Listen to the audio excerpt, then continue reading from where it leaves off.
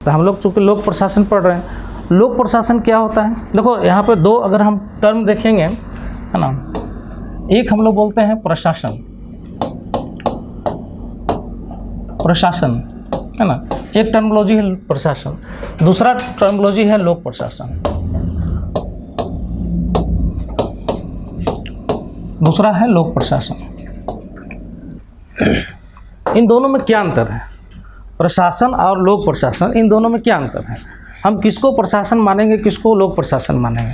अगर दोनों एक ही है तो फिर दोनों के लिए अलग अलग वर्ड क्यों? दोनों अगर एक है तो दोनों के लिए अलग अलग वर्ड क्यों? अगर दोनों अलग अलग है तो कैसे?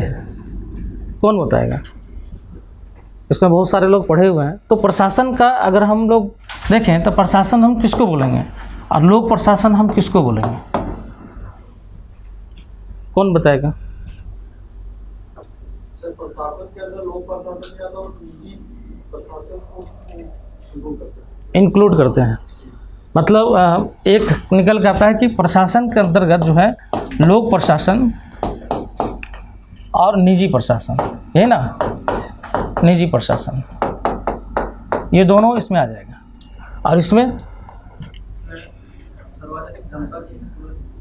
मतलब एक वर्ड में बोले तो लोक प्रशासन, लोक प्रशासन में जो है लोक मतलब क्या हो गया? सार्वजनिक, है ना, सार्वजनिक जो प्रशासन होगा, सार्वजनिक प्रशासन, सार्वजनिक प्रशासन मतलब सार्वजनिक मतलब पब्लिक, मतलब सरकार का, है ना, सरकार का मतलब इसमें क्या हो गया? सरकार का प्रशासन, यही हुआ ना, तो ये हो गया सार्वजनिक प्रशासन। ठीक है, तो सार्वजनिक प्रशासन में अगर लोक प्रशासन का हम लें तो प्रशासन में भी जो है सार्वजनिक प्रशासन आ जाता है, प्रशासन में भी जो है सार्वजनिक प्रशासन आता है, जिसको हम लोग बोलते हैं शासन व्यवस्था, जिसको हम लोग बोलते हैं शासन व्यवस्था।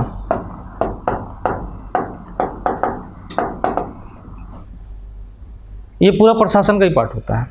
ठीक है, अगर हम लोग शासन व्यवस्था को देखें तो ये हम लोग दो भाग में डिवीजन करते हैं। एक जो है राजनीतिक पार्ट होता है, एक जो होता है राजनीतिक, है ना, एक होता है नौकरशाही, है ना, जिसको हम लोग बोलते हैं ना, हम लोग जो कार्यपालिका, हम लोग एग्जीक्यूटिव की बात करते हैं तो एग्जीक्यूटिव में तो दो पार्ट होता है एग्जीक्यूटिव का, एक को हम लोग बोलते हैं स्थायी, एक अस्थायी कार्यपालिका, एक बोलते हैं अस्थायी कार्यपालिका। अस्थायी कार्यपालिका कौन होता है? राजनीतिक पार्ट होता है अस्थायी कार्यपालिका, और स्थायी कार्यपालिका कौन होता है? ब्यूरोक्रेसी वाला पार्ट होता है ना। इन दोनों को मिला के हम लोग शासन व्यवस्था बना देते हैं। अगर भारत की शासन व्यवस्था बोलें तो शासन व्यवस्था में कौन कार्य करता है? तो या तो राजनीतिक कार्यपालिका और अस्थायी कार्यपालिका, नौकरशाही, ये दोनों मिलकर काम करते हैं शासन व्यवस्था में। तो ये तो शासन व्यवस्था में अगर देखें तो दोनों आ गया, है ना, जो प्रशासन का ही पार्ट हो जाएगा। अगर हम प्रशासन के पार्ट करें तो इसमें ये भी आ जाएगा, लेकिन अगर लोक प्रशासन में पार्ट करें तो सिर्फ ये आएगा। समझ में? अगर लोक प्रशासन में हम बात करें तो सिर्फ ये आएगा, मतलब नौकरशाही से संबंधित तंत्र। समझ में? तो नौकरशाही से जो संबंधित तंत्र है उसी को हम किस में लेके आते हैं? लोक प्रशासन के अंतर्गत। ठीक है, तो ये हम लोग जो है जो इंडिकेट करते हैं, ये नौकरशाही से संबंधित जो है, जो थिंकर ने जो बोला कि जो है स्पेशली जो है नौकरशाही से संबंधित जो तंत्र होता है, सिस्टम होता है, वो लोक प्रशासन के अंतर्गत होता है। लेकिन प्रशासन के अंतर्गत जो है शासन व्यवस्था होता है। ये जो है थिंकरों ने जो है अपना कॉन्सेप्ट दिया है। देखो, प्रशासन और लोक प्रशासन के बारे में बहुत सारे थिंकरों ने अपना अपना कॉन्सेप्ट दिया है और सबका अपना अपना अलग अलग मत है। ठीक है, अलग अलग मत है, सबने अपना अपने तरीके से व्याख्या किया है। तो एक कंक्लूजन जो है प्रशासन की परिभाषा और लोक प्रशासन की परिभाषा में निकालना बड़ा कठिन हो जाता है। ये कंक्लूजन निकाले कि यही होगा। अब देखें कि अब नव प्रशासन जब आया, नया जब प्रशासन का कॉन्सेप्ट आया, जब हम लोग देखेंगे एलपीजी वगैरह जब आया तो नया प्रशासन का कॉन्सेप्ट आने लगा। अब बोले कि हम लोग जो है कि लोक प्रशासन में हम लोग जो है अब निजी प्रशासन को भी इंक्लूड कर दिए। जैसे एग्जाम्पल ले लो कि मान लीजिए कि आप मेट्रो, है ना, मेट्रो व्यवस्था चल रहा है, मेट्रो भारत में चल रहा है। अब मेट्रो को जो है, चूँकि रेलवे जो है अगर देखते हैं तो पूरा का पूरा सार्वजनिक प्रशासन पर केंद्रित है सरकार जो है इसको नियंत्रण करती है विभिन्न अधिकारियों के माध्यम से। अब उसी में मेट्रो आया, मेट्रो अब डेवलप सरकार नहीं कर रही है, अब किसको दे दी, इसको किसी प्राइवेट कंपनी को दे दी, है ना। तो प्राइवेट कंपनी को दे दी। अब प्राइवेट कंपनी को देने का इसका तरीका क्या है, BOT, है ना, BOT, बिल्ड ऑपरेट और ट्रांसफ़र, ठीक है। मतलब बनाओ, ऑपरेटिंग करो और फिर ट्रांसफ़र कर दो, ठीक है। तो जब ये डेवलप करेंगे मेट्रो ट्रेनों का, उसके बाद ऑपरेटिंग करेंगे, है ना। तो जब ऑपरेटिंग करेंगे तो ऑपरेटिंग के समय प्रशासन क्या हो जाएगा, प्राइवेट हो जाएगा। मान लीजिए जापानी कंपनी आके जो है डेवलप की, जापानी कंपनी ने डेवलप किया, मान लीजिए कि रांची में ही मेट्रो परियोजना का डेवलपमेंट किया, ये ऑपरेट कर रही, तो पूरा मैनेजमेंट किसके पास है, जापानी कंपनी के पास, क्योंकि उसको ऑपरेट भी करना है, जो भी रेवेन्यू आएगा उसको खुद लेना है। और जब इसका जितना लागत लगा, ये जब ऑपरेटिंग करने के दौरान इसको जो है वसूल हो गया, तो बाद में क्या करेगी, सरकार को ट्रांसफ़र कर देगी, ठीक है। तब हम देखें कि सार्वजनिक प्रशासन में जो है निजी प्रशासन का भी एंट्री हो गया, मतलब विभिन्न प्रकार का देखेंगे तो सार्वजनिक प्रशासन के बाद निजी प्रशासन भी क्या हो गया, एंट्री। मतलब आज के डेट में देखें तो सार्वजनिक और निजी प्रशासन दोनों की सहभागिता से क्या हो रहा है, शासन व्यवस्था चल रहा है, ठीक है। तो पुराना जो कॉन्सेप्ट था नए कॉन्सेप्ट के साथ बदल गया, बदला ना। अब तो यहाँ पे क्या हो गया कि अब हम देखें कि लोक प्रशासन में जो है अभी का नव प्रशासन के अगर आधार पर देखें तो यहाँ पे निजी प्रशासन और जो है सार्वजनिक प्रशासन दोनों मिलके काम कर रहा है। अब इस तरह देखिएगा तो बहुत सारा डेवलप, नेशनल हाईवे पूरा का पूरा जो है सार्वजनिक प्रशासन के अंतर्गत से निकल कर निजी प्रशासन के हाथ में चला गया, है ना। बुलेट ट्रेन परियोजना, मेट्रो परियोजना, या बहुत सारे जो है परियोजना जो है अब प्राइवेट कंपनियां क्या कर रही है कि डेवलप कर रही है। तो ये क्यों हुआ, ये जो है ये क्यों हुआ। आप देखिएगा 1990 के पहले, हम भारत के अकॉर्डिंग बता रहे हैं, 1990 के पहले सरकार का काम क्या था। 1990 के पहले सरकार का काम ये था कि जो है वो प्रोडक्शन भी कर रही थी और उसको डिस्ट्रीब्यूशन भी कर रही थी, है ना। अधिकतर जो है प्रोडक्शन किसके पास था, सरकार के पास। मतलब ये उत्पादक भी थी और जो है इसका वितरक भी थी।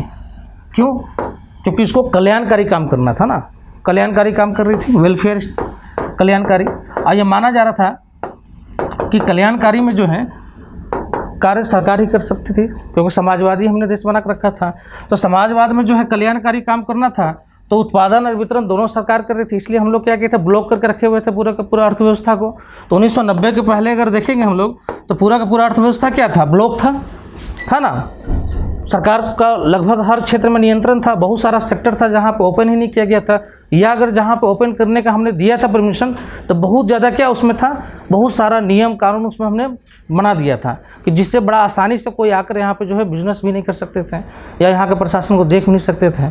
तो इस समय जो है सरकार का दोनों पार्ट चल रहा था।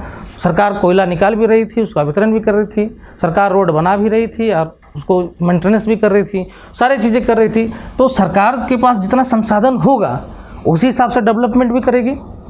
अगर मेरे पास अगर 100 रुपया होगा तो 100 रुपया के अंदर में ही हम डेवलप कर सकते हैं ना। अगर 200 रुपया का काम है तो हम नहीं कर पाएंगे। तो सरकार के पास जितना क्षमता होगा उसी क्षमता के अनुसार क्या करेगी, डेवलपमेंट भी करेगी। इसीलिए देखिएगा कि हम लोग जो बोलते हैं कि नीति निरूपक सिद्धांत है, तो नीति निरूपक सिद्धांत को हम लोग बाध्यकारी नहीं बनाया, क्योंकि ये भी नीति निरूपक सिद्धांत में देखेंगे तो ये भी एक अधिकार का ही पार्ट है। हम लोग देखते हैं ना कि नीति निरूपक सिद्धांत में बहुत सारा अधिकार वहाँ भी दिया हुआ है, लेकिन वो अधिकारों को जो है हम लोग बाध्यकारी रूप से नहीं देने का प्रयास करते हैं। क्यों, क्योंकि सरकार को हमने बोला कि नहीं ये बाध्यकारी नहीं बनाएं, क्योंकि सरकार के पास क्षमता भी तो होना चाहिए ना सब कुछ देने का। सरकार के पास क्षमता भी होना चाहिए, लेकिन सरकार के पास जैसे जैसे क्षमता आएगा वैसे वैसे सरकार क्या करेगी कि लोगों को जो है देना स्टार्ट करेगी या देने का प्रयास करेगी। जैसे मान लीजिए स्वास्थ्य, नीति निरूपक सिद्धांत में देखेंगे तो स्वास्थ्य देने का जो है प्रयास करने के बाद हमने किया है ना। लेकिन सरकार अगर आप बोलिए कि नहीं ये अधिकार हमको मिला है तो ये अधिकार जो है सबको मिले, तो सरकार हर ब्लॉक में या हर गांव में तो हॉस्पिटल नहीं खोल पाएगी, क्योंकि उसके पास संसाधन भी चाहिए खोलने के लिए, उसके लिए उसके डॉक्टर भी चाहिए, उसके लिए अलग अलग चीज़ें चाहिए। तो कैसे होगा, तो इसलिए बाध्यकारी नहीं, जहाँ क्षमता जितना था, मान ली एक डिस्ट्रिक्ट में हॉस्पिटल्स बना ली, दूसरे डिस्ट्रिक्ट में बना ली, तीसरे में बना ली, समझ में। तो जितना क्षमता था उस आधार पर उन्होंने बनाना स्टार्ट कर दिया। तो इसलिए जो है क्षमता के अनुसार था, इसलिए बाध्यकारी ये नहीं था। ठीक है। लेकिन देखिएगा कि समय समय पर उच्चतम न्यायालय ने भी क्या किया, कुछ कुछ मामले पर जो है बाध्यकारी बनाया है, ठीक है। तो अलग बात है, वो पॉलिटी में पढ़ते हैं। तो ये था। लेकिन 1990 के बाद देखेंगे हम लोग क्या हुआ कि सरकार जो है उत्पादन से जो है अपने आप को धीरे धीरे खींचना स्टार्ट कर दिया। अब ये उत्पादन से अपने आप को क्या किया, खींचना स्टार्ट किए, और वितरण वाला पार्ट में जो है अपने आप को ज़्यादा फोकस्ड की, है ना। मतलब अब उत्पादन, अब रोड बनाना कम कर दी, रोड दूसरे से बनवाना स्टार्ट कर दी, ठीक है। और उसको जो है मेंटेन करना स्टार्ट कर दी, मतलब लोगों तक पहुँचे, वितरण करें। मतलब ये भी कल्याणकारी काम ही हो रहा है, लेकिन इसके लिए हम क्या कर रहे हैं, सहयोग किससे ले रहे हैं, अलग सेक्टर से। तो यहाँ सहयोग लेना स्टार्ट कर दिया हमने निजी सेक्टर से। पहले का नेशनल हाईवे और आज का नेशनल हाईवे दोनों में अंतर हो गया। पहले मालूम चलता था कि जीटी रोड, अगर NH2 अभी जो है वो जीटी रोड कहलाते थे, तो जीटी रोड में गड्ढा ज़्यादा और रोड कम होता था, है ना। लेकिन अब जो है, अब गड्ढा कम और रोड ज़्यादा नज़र आता है। रोड भी इतना पतला नहीं है, अब 6 लेन 8 लेन बन रहा है, मेंटेनेंस भी कर रहे हैं। तो क्यों? क्योंकि हम लोगों ने उसमें उत्पादन वाला काम में सरकार से खींच लिए और प्राइवेट कंपनियों को डाल दिया। तो वो क्या कर रहे हैं, बना भी रहे हैं, मेंटेनेंस भी कर रहे हैं, ठीक है। तो ये क्या हो गया, दोनों के सहयोग से अब हम क्या करने लगे कि प्रशासन को समय के साथ जो है निजी और लोग दोनों प्रशासन के सहयोग से क्या काम कर रहे हैं, लोगों को कल्याणकारी कार्य को बढ़ावा दे रहे हैं। सरकार कार्य क्या कर रही है, कल्याणकारी कर रही है। तो निजी प्रशासन के थ्रू भी अगर कर रहे हैं तो वो कल्याणकारी काम ही कर रहे हैं, हम नहीं कर रहे हैं। निजी प्रशासन के थ्रू भी अगर हम ले रहे हैं तो कल्याणकारी कार्य करने का प्रयास कर रहे हैं। जैसे मान लीजिए कि पहले जो है इंश्योरेंस सेक्टर में सिर्फ LIC ही जो है इंश्योरेंस करती थी। 90 के बाद देखिएगा तो बहुत सारे कंपनियों को हमने अलाउ कर दिया, है ना। अब इंश्योरेंस जो है 100% कर दिया। अब किसी को भी इंश्योरेंस जो है कहीं पे, पहले पैसा अगर आपके पास 20,000 है तो आप ले सकते थे, आज अगर आपके पास महीना में 2,000 भी बच रहा है तो भी ले सकते हैं। बहुत सारे प्राइवेट कंपनियों ने क्या किया, EMI भी दे दिया, इंश्योरेंस लीजिए, हम कम पैसा में आप ले लीजिए। तो लोगों के पास क्या हुआ कि हर किसी के पास जो है इंश्योरेंस का पैसा पहुंचना स्टार्ट हो गया, इंश्योरेंस सबका होना स्टार्ट हो गया, क्योंकि जो लोग सक्षम नहीं थे वो भी सक्षम बन गए। तो ये सरकार का क्या काम था कि इसके माध्यम से लोगों तक पहुंचाना है क्या, प्रोडक्ट को, चाहे वो इंश्योरेंस हो, बैंकिंग हो, चाहे अन्य कोई भी प्रोडक्ट हो, वो लोगों तक पहुंच बनाना था। इसलिए हमने क्या किया कि वितरण वाला पार्ट में कर रखा और उसको नियंत्रण करने के लिए हमने अथॉरिटी बना दिया। जैसे मान लीजिए इंश्योरेंस कंपनीज हैं तो कहीं हार्म ना करे किसी को, उसके लिए हमने क्या कर दिया, IRDA बना दिया। कम्युनिकेशन सेक्टर है, हमने ट्राई बना दिया।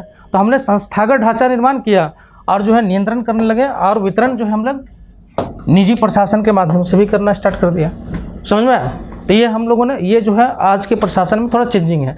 लेकिन हम लोग चूँकि थ्योरी वाला पार्ट में ही चलेंगे, तो हम लोग अब सिलेबस में देखें, जो आपका सिलेबस, पहले सिलेबस डिस्कशन कर लेते हैं, उसके बाद हम लोग टॉपिक पे आएंगे, ठीक है। अब ये देखिए आपका जो है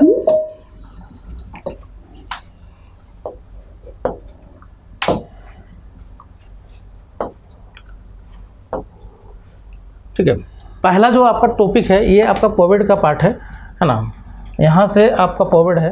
पहला जो टॉपिक है लोक प्रशासन, ये टॉपिक दिया हुआ कोविड का, लोक प्रशासन और सुशासन।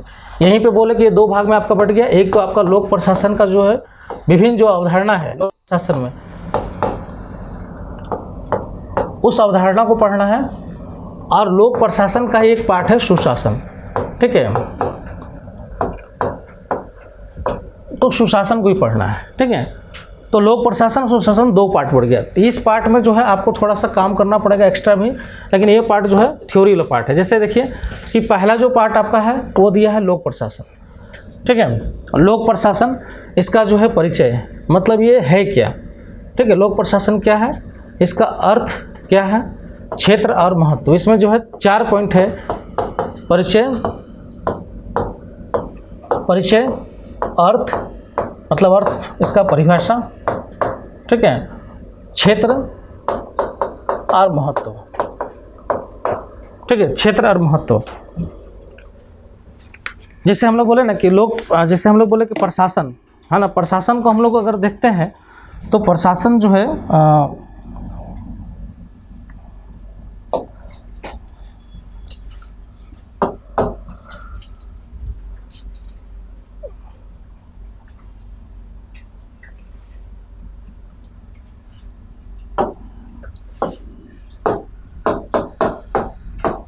प्रशासन को हम लोग देखें तो प्रशासन का दो थिंकिंग है ना।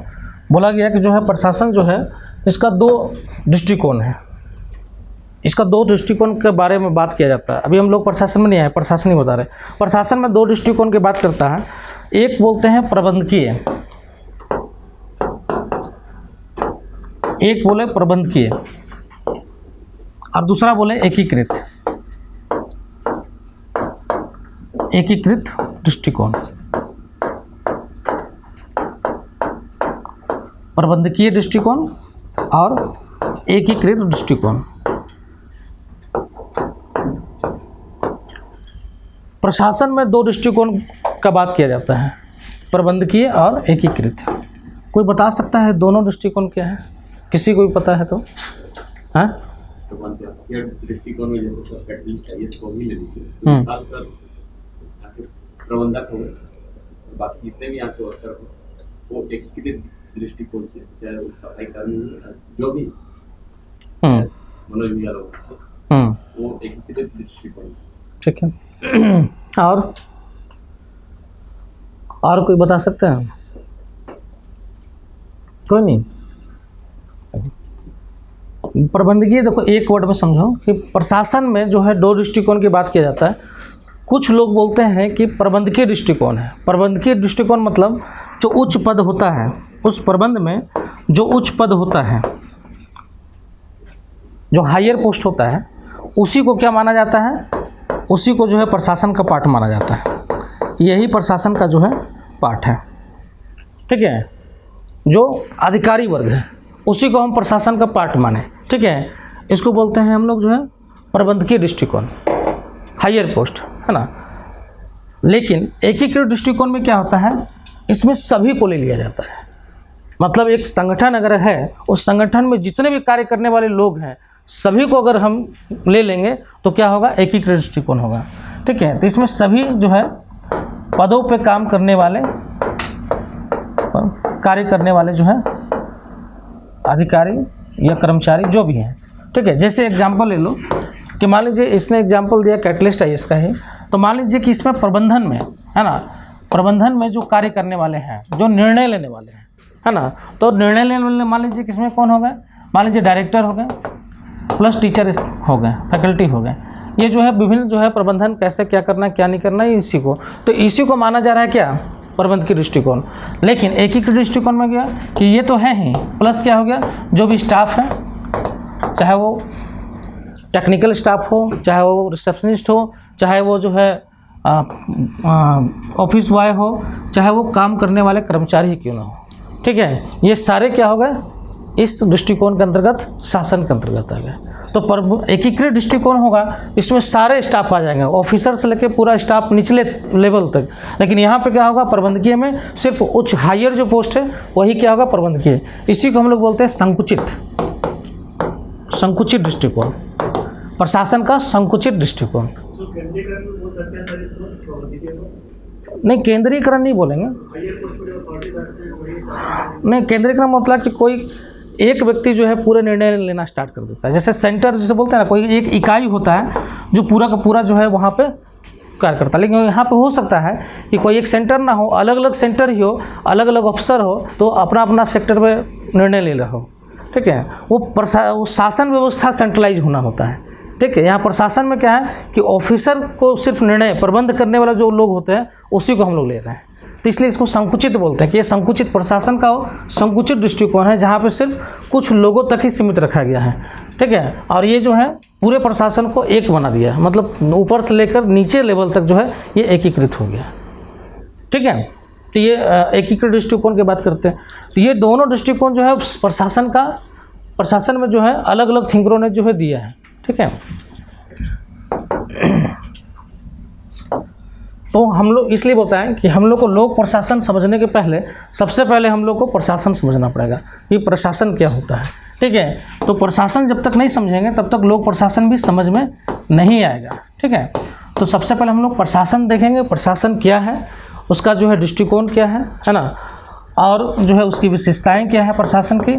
फिर हम लोग लोक प्रशासन में जंप मारेंगे और फिर देखेंगे प्रशासन और लोक प्रशासन में क्या अंतर है।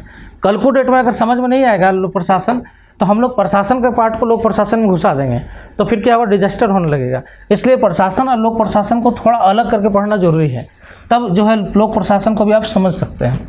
ठीक है, इसी से रिलेटेड अभी हम लोग बात कर रहे थे ना, सार्वजनिक और निजी प्रशासन। ठीक है, सार्वजनिक और निजी प्रशासन जो अभी हम लोग बात कर रहे थे, पूछने ये टॉपिक रखने का उद्देश्य ही है क्योंकि बोला जाता है कि सार्वजनिक और निजी प्रशासन दो भाग में बटा हुआ है। सार्वजनिक और निजी प्रशासन को देखेंगे तो दो भाग में बटा हुआ है। एक भाग है उसका समानता वाला, ठीक है, समानता। एक भाग है समानता, जहाँ पे निजी प्रशासन और सार्वजनिक प्रशासन इन दोनों के बीच में क्या होता है, समानता माना जाता है कि दोनों के बीच में समानता है। लेकिन जो है निजी प्रशासन और लोक प्रशासन एक पार्ट है असमानता का, असमानता का। ठीक है, तो कुछ पार्ट है जो सार्वजनिक प्रशासन में भी है, जैसे मान लो स्टाफ, तो स्टाफ सार्वजनिक प्रशासन में भी चाहिए और लोक प्रशासन में भी चाहिए, है ना। निर्णय लेना, तो निर्णय सार्वजनिक प्रशासन में भी होता है और लोक प्रशासन में भी होता है, दोनों होता है। लेकिन असमानता देखें तो सार्वजनिक प्रशासन में लाल फीताशाही मिलता है, लेकिन निजी प्रशासन में लाल फीताशाही नहीं मिलेगा। यहाँ पे निर्णय लेने में बहुत विलम्ब होता है, लेकिन यहाँ पे क्या होता है, निर्णय लेने में विलम्ब नहीं होता है। तो कुछ पार्ट्स हैं जो क्या है कि दोनों में सेम मिलता भी है और दोनों में जो है नहीं भी मिलता है, समझ में। तो अभी हम लोग देखते हैं कि जो है सार्वजनिक प्रशासन की कोई भी कंपनी होती है ना, मान लीजिए कि हम लोग ले लें कि स्टील कंपनी ही है ना, स्टील कंपनी ही है। वही स्टील कंपनी जो है टाटा भी चला रही है, प्रॉफिट में चल रही है। वही स्टील कंपनी गवर्नमेंट भी चला रही है, लॉस में जा रही है। इतने लॉस में जाने लगती है कि संभालना मुश्किल हो जाता है। तब हम क्या करते हैं, तब वैसे सेक्टर में हम उसको बचाने के लिए ले आते हैं निजी प्रशासन, बेच देते हैं। क्यों बेचते हैं हम, क्यों बेचते हैं भाई? कुछ तो समानता है, कुछ असमानता है। इन असमानता के कारण ही क्या होता है, गवर्नमेंट कंपनी डाउन हो जाती है। तो हम क्या करते हैं, निजी प्रशासन को देते हैं मैनेजमेंट। कभी कभी होता है क्या कि सरकार क्या करती है, 51% से ज़्यादा शेयर को बेच देती है, तो मैनेजमेंट प्राइवेट प्रशासन के पास चला जाएगा। तो प्रबंधकीय जो काम करती है वो प्राइवेट कंपनी करने लगती है और बाद में उसको अच्छा कर देती है। सबसे बड़ा उदाहरण अभी क्या है, एयर इंडिया, है ना। कि भाई सरकार नहीं चला पाई, दे दी टाटा को, अब वो प्रबंध कर रही, उसको चला रही है, वो चला भी लेगी। तो क्यों? क्योंकि जो असमानता है दोनों के बीच में, यह असमानता को क्या करती है, ख़त्म कर देती है दोनों के बीच में। क्योंकि अब असमानता में वैसे पार्ट है जो सार्वजनिक प्रशासन का जो है, जो सार्वजनिक प्रशासन है उसमें जो है ये एक दोष बन गया है, जैसे लाल फीताशाही, भ्रष्टाचार, है ना, निर्णय लेने में विलम्ब। ये सब क्या है कि कोई भी गवर्नमेंट कंपनी को जो है ये क्या करती है, नुकसान पहुंचा देती है। ठीक है, तो ये सुधार करने का प्रयास किया जाता है दोनों के बीच में। तो हम लोग को बस थ्योरी में पढ़ना है कि सार्वजनिक और निजी प्रशासन दोनों क्या है और दोनों में क्या समानता है और क्या असमानता है, बस ये पाठ पढ़ना है। ठीक है।